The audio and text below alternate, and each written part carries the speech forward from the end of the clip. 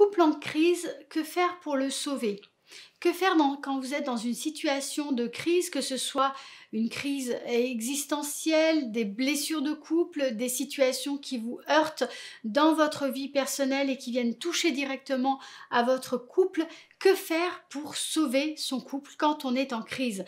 Bonjour, je suis Myriam Bidot, je suis coach et thérapeute de couple depuis 2009. Je travaille ici dans mon cabinet près de Lyon et également à distance à travers mes accompagnements de coaching. Alors, je vais vous donner dans cette vidéo 5 clés pour pouvoir sauver votre relation de couple alors que vous traversez une crise douloureuse, une crise difficile.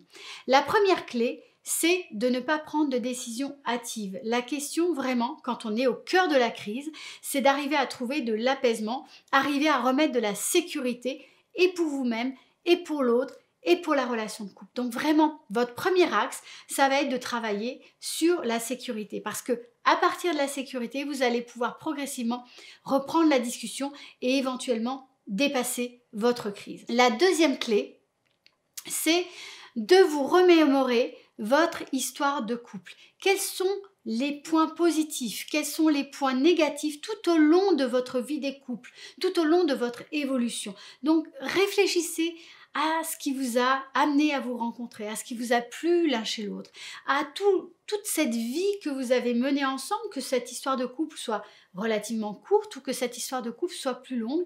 Prenez ce temps-là de vous remémorer votre histoire de couple.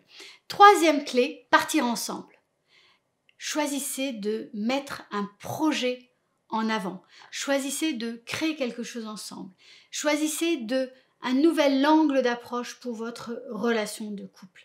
Quatrième clé, cherchez à développer la bienveillance vis-à-vis de vous-même, vis-à-vis de votre partenaire.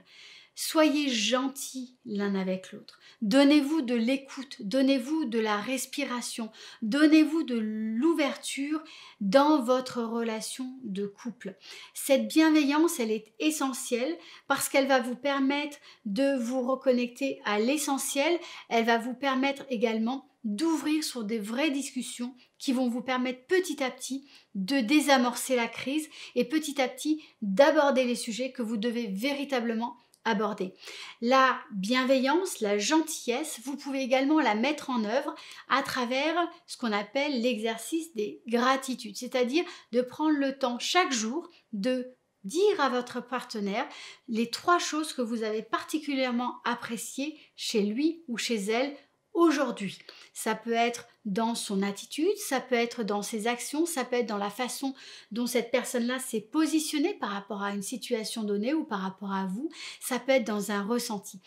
Donc, mettez en place cet exercice, vous verrez qu'il sera très bénéfique et qui va vous permettre petit à petit de reprendre pied et de pouvoir réamorcer le dialogue entre vous. 5e clé, changez vos habitudes. Alors, changer vos habitudes, c'est déjà d'instaurer un rendez-vous hebdomadaire. C'est de redonner de la place et de l'espace à votre vie de couple. Non pas pour reparler des problèmes, mais surtout pour aborder ce qui est important pour vous, pour pouvoir partager des bons moments ensemble, pour pouvoir créer du lien.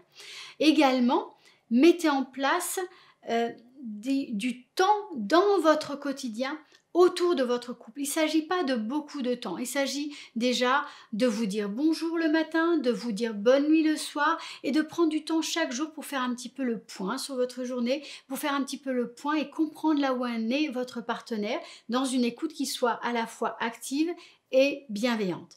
Je vous ai présenté 5 clés essentielles pour pouvoir dépasser une crise de couple.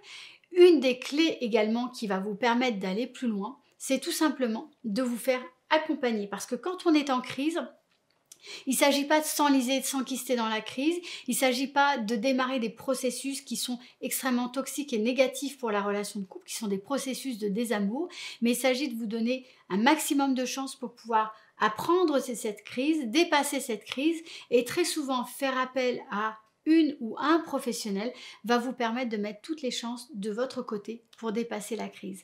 Voilà, si vous avez aimé cette vidéo, mettez un petit pouce bleu sous la vidéo. N'hésitez pas à me poser vos questions en commentaire sous cette vidéo, je me ferai un plaisir de vous répondre et à vous abonner également à cette chaîne pour pouvoir recevoir mes prochaines vidéos directement dans votre boîte mail. Je vous dis à très bientôt pour une prochaine vidéo.